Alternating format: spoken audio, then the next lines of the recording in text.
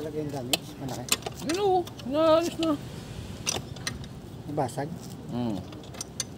May kung kasi may leak. May leak yan. May tubig kasi. Pero pag walang leak, walang tubig, wala naman leak din. Oo, napakantalino mo talaga. Oo, ito yan. Oo. Hindi magkakalik yan, walang tubig. Oo. Ayan, sinasabi ko Kaya sa'yo. malik eh. Ngayon, may leak siya, may tubig kasi. Tama, tama. Alam mo na ngayon, boy. Ikaw na talaga matalino. Para tapos kagad ang usapan.